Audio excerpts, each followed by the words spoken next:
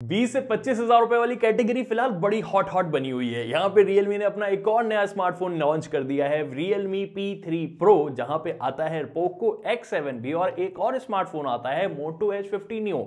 फिलहाल बहुत ज्यादा पॉपुलर हो चुका है क्योंकि सस्ते प्राइसिंग में बहुत अच्छी अच्छी चीजें भी ये दे रहा है। बट तीनों में से एक्चुअली कौन सा सबसे बेहतरीन स्मार्टफोन है, आपके लिए आज के वीडियो में फुल टू आपको बताने वाला हूं। ये Realme P3 Pro मुझे यार 22 हजार रुपए के अराउंड का फ्लिपकार्ट के ऊपर से पड़ गया था। फिलहाल सबसे सस्ता देखा जाए तो वो पोको आपको 20 हजार रुपए के अराउंड मिल जाएगा। सिमिलर 20 से 22 हजार रुपए वाली प्राइसिंग में आपको ये मोटरोला का भी H50 Neo भी आपको मिल जाएगा और तीनों के ही बॉक्स में आपको चार्जर कवर केबल भी मिल जाएगा। तो अलग से पैसा तो देखो आपको कोई ऐड करने की जरूरत नहीं है। बट एक जगह जरूर से आप मुझे बताना, बैक में दिखने में कौन सा ज्यादा आपको सबसे ज्यादा पसंद आ रहा है, मोटो, रियलमी, पोको?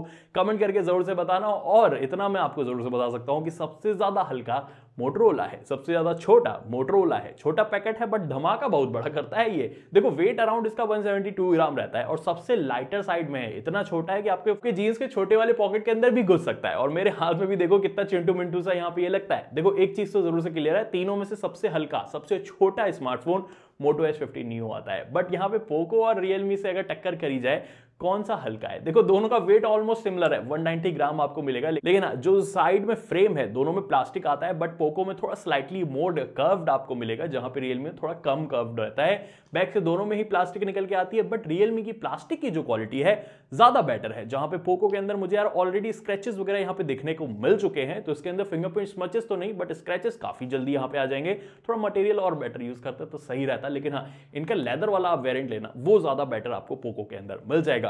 जहां पे रियलमी की तारीफ इसलिए करनी पड़ेगी ना क्योंकि इन्होंने सबसे बड़ी बैटरी दी है और तब भी वेट बैलेंस इन्होंने बहुत सही करके रखा हुआ है। इन हैंड फील में भी आपको ये अच्छा रहेगा, बट एक्चुअली में थोड़ा सा चौड़ा स्मार्टफोन है, तो अगर आपका हाथ थोड़ा छोटा है तो आपको थोड़ी सी दिक्कत हो सकती है। बट ये एकदम अल्ट्रा वाली हैवियर साइड में नहीं है, वो चीज मुझे इसकी बहुत ज्यादा सही लगी। बाकी यार देखो आपके ऊपर है, हल्का सबसे लेना है तो आप मोटरोला ले लेना, थोड़ा सा स्लिम साइड में ज्यादा लेना है पोको ले लेना। लेकिन दोनों का बेस्ट कॉम्बिनेशन तो यार मेरे हिसाब से रियलमी का ही निकल के आता है।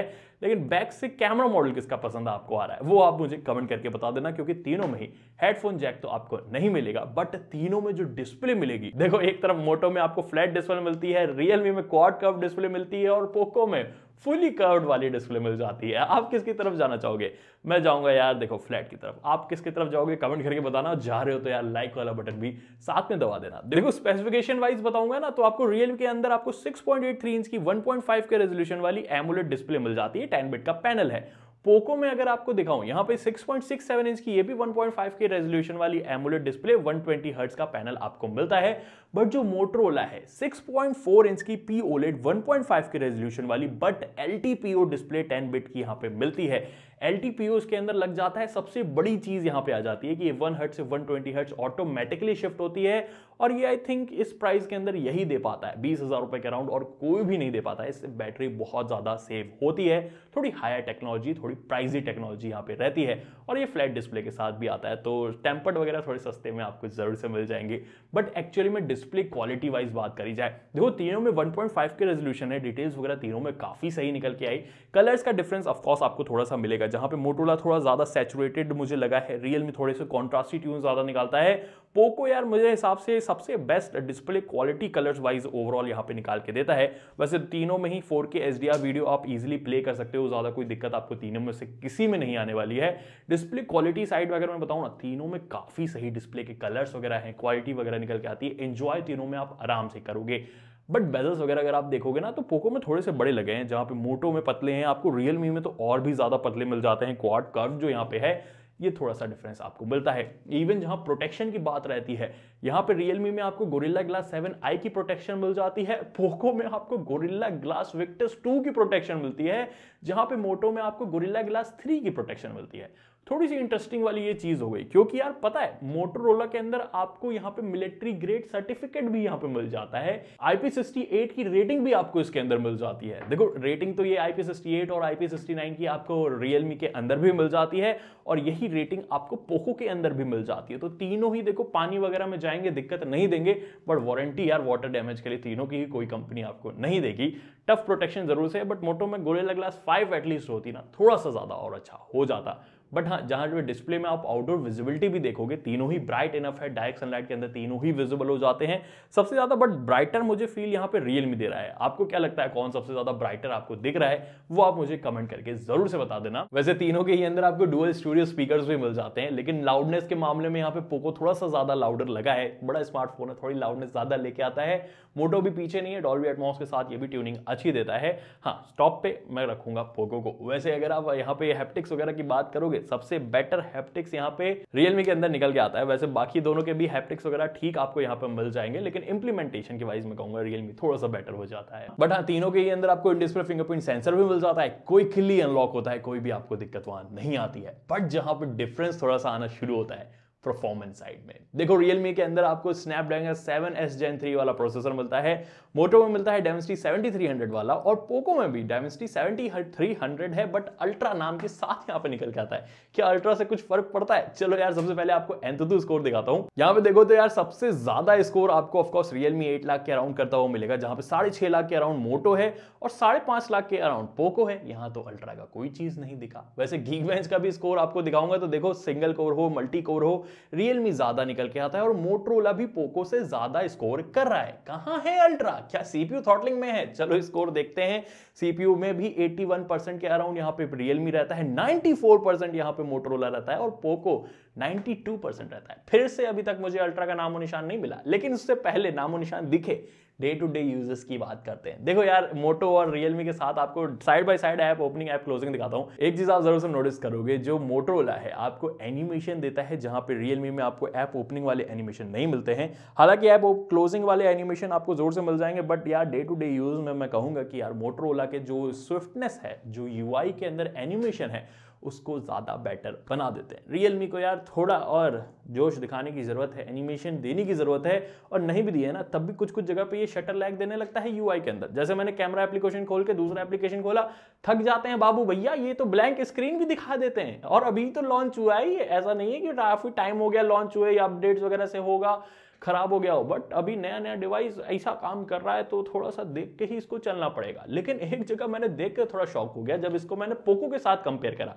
पोको में आप देखो एनिमेशन कुछ ज्यादा ही बेटर और स्मूदर यहाँ पे फील हो रहे हैं। वैसे कुछ खास एनिमेशन नहीं है, बट एक्चुअली में Realme के कंपैरिजन में ये काफी ज्यादा बेटर लग रहे हैं। डे टू डे यूज में वैसे ऐप ओपनिंग दोनों में ही काफी सिमिलर आपको मिल जाती है, दोनों ही सिमिलर टाइम में ही यहाँ पे एप्स वगैरह को अपने ओपन कर लेते हैं, उतना ज्यादा कोई डिफरेंस नहीं है। बट फिर से मैं कहूंगा Realme के अंदर यूआई के अंदर शटर स्लैग्स वगैरह थोड़ी ज्यादा मेरे को यहाँ पे पर्सनली फील हुए हैं। पोको वहां पे थोड़ा बेटर लगा है, बट ये तो नॉर्मल चीज की है। देखो, नॉर्मल में तीनों ही ठीक आपको वर्क करेंगे, कोई दिक्कत उतने खास नहीं देंगे। ये तो मैं अपना इतना फोन यूज करता हूं तो थोड़ा सा डिफरेंस पता चल जाता है, बट जब आप जाते हो हैवी चीजों में, बहुत बड़ा वाला फर्क मिलेगा। देखो, सबसे पहले यार BGMI की बात करते हैं। Realme के अंदर यार 90 FPS आपको अनलॉक मिल जाता है, मोटोरोला के अंदर आपको 60 FPS मिलता है, और पोको के अंदर भी आपको 60 FPS मिलता है। मतलब चलो देखो, मोटोरोला की समझ में आई कि छोटा फोन है, उतनी ज्यादा बड़ी हीट सिंक नहीं है, तो ये 90 FPS अनलॉक नहीं करते हैं, बट पोको ने क्यों नहीं किया है? तो ये वाली चीज अभी मेरे समझ में नहीं आई। बट जहां पे गेमिंग वाली एक चीज समझ में आई कि यार जो Realme है 90 FPS अनलॉक तो देता है, बट सिर्फ यार कुछ ही टाइम के लिए। मतलब अगर आप 20 मिनट 25 मिनट ऐसे खेलोगे तो ठीक है, टाइम पास कर देगा 90 FPS में, बट उससे ऊपर जाते हुए 1 घंटा आप ऐसे मान लो गेमिंग करी, बड़ी ही जल्दी ये इनकंसिस्टेंट हो जाता है, ड्रॉप हो जाता है 55-50 के अराउंड ये आराम से आ जाता है, और इवन ये हीट भी होता है अराउंड 40 डिग्री तक इसका टेम्परेचर भी चला जाता है। बट यार उसके कंपैरिजन में अगर मोटोरोला की बात करी जाए, देखो गेमिंग डिवाइस नहीं है, गेमिंग के लिए रिकमेंड भी नहीं करता हूं, बट कैजुअल गेमिंग ये भी 60 FPS के अंदर बहुत ही सही करा देता है। बट पोको से यार मुझे जो उम्मीद थी ना, वो इसने अभी तक बिल्कुल भी डिलीवर नहीं करा है। 60 FPS है, उतना अच्छे से वर्क भी नहीं करता है, और वार्म भी थोड़ा सा डिवाइस हो जाता है। इतना बड़ा फोन है, हीट सिंक भी अच्छी नहीं है, अभी तक 90 FPS भी इसके अनलॉक नहीं करा है। इवन यही चीज को टेस्ट करने के लिए ना मैंने 3D बेंचमार्क का भी यहाँ पे रन करा टेस्ट, और स्कोर भी आप देखोगे कि यार Realme ज्यादा बेटर स्कोर कर रहा है। वैसे स्टेबिलिटी तीनों की ही अच्छी आपको यहाँ पे मिल जाती है।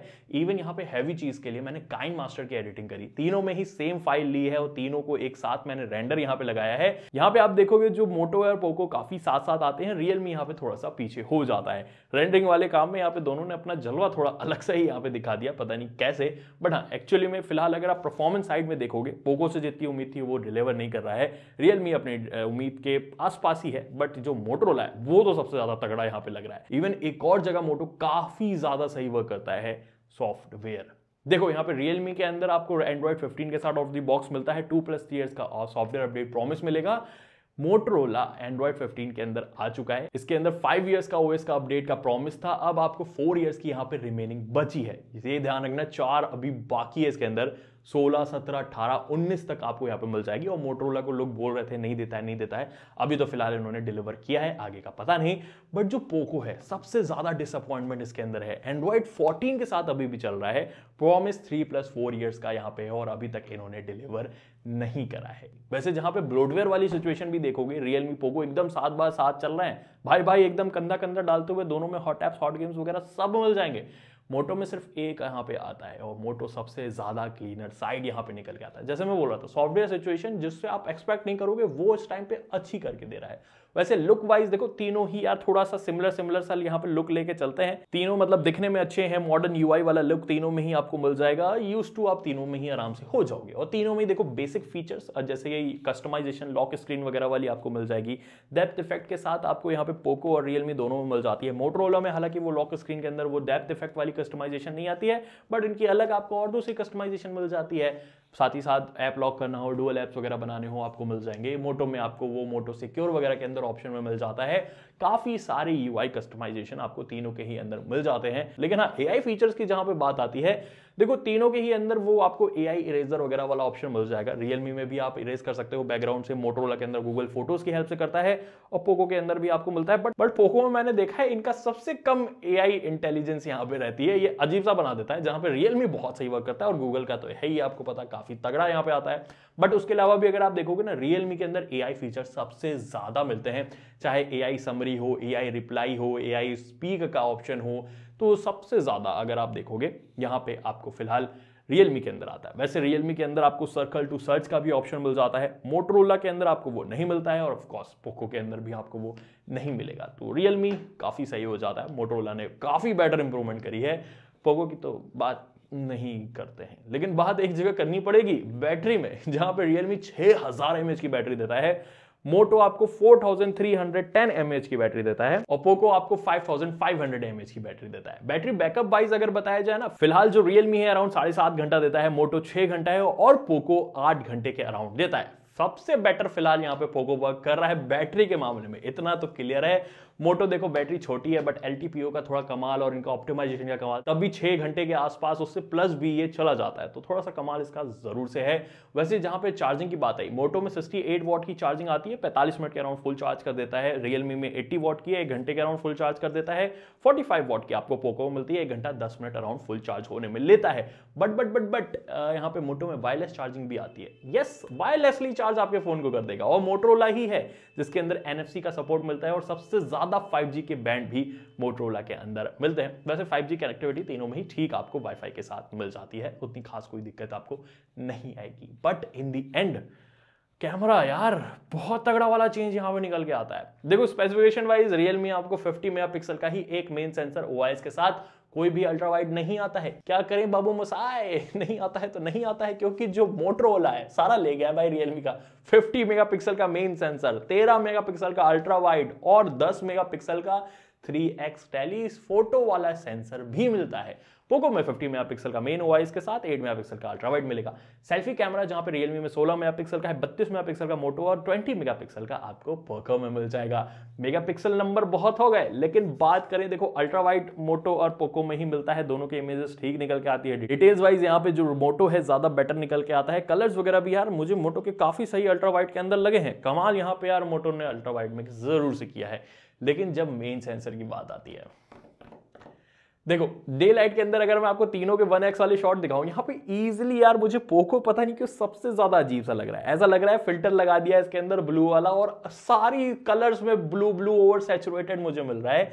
जहां पे Realme देखोगे थोड़ा सा बूस्टेड जरूर से है, बट वो आई प्लीजिंग में जाता है। और जो मोटो है सबसे ज्यादा रियलिस्टिक वाली ट्यून यहाँ पे लेके चलता है। पोको तो अपनी डिफरेंट लीग में चल रहा है, मैं सही में बताऊंगा, बहुत ज्यादा इंप्रूवमेंट करने की जरूरत है। HDR मैनेजमेंट में भी अगर आप देखोगे तो पोको मोटो यार तीनों ही अच्छे से वर्क कर रहे हैं यहाँ पे। लेकिन Realme ना कभी कभी वो कटआउट वाला सीन यहाँ पे जरूर से लगा देता है, जहां पे मोटो जो है थोड़ा अच्छे से मैनेज कर लेता है, पोको भी ठीक ठाक सा मैनेज कर लेता है। बट यार पोको के अंदर थोड़ा सा ओवर शार्पनिंग वाला इफेक्ट भी मैंने देखा है। अगर आप हाफ लाइटिंग वगैरह में यहाँ पे फोटोज वगैरह क्लिक करते हो तो। और यही सेम चीज ना आपको लो लाइट के अंदर भी मिलेगी। मतलब लो लाइट में तो चलो मोटो भी थोड़ा सा कॉन्ट्रास्टी ट्यून लेता है, तीनों में उतने कोई खास नहीं है, बट सबसे कम तो यार मुझे यहाँ पे पोको लग रहा है। डिटेल्स भी उतनी अच्छी नहीं है, कलर्स वगैरह को भी अच्छे से नहीं मैनेज कर रहा है।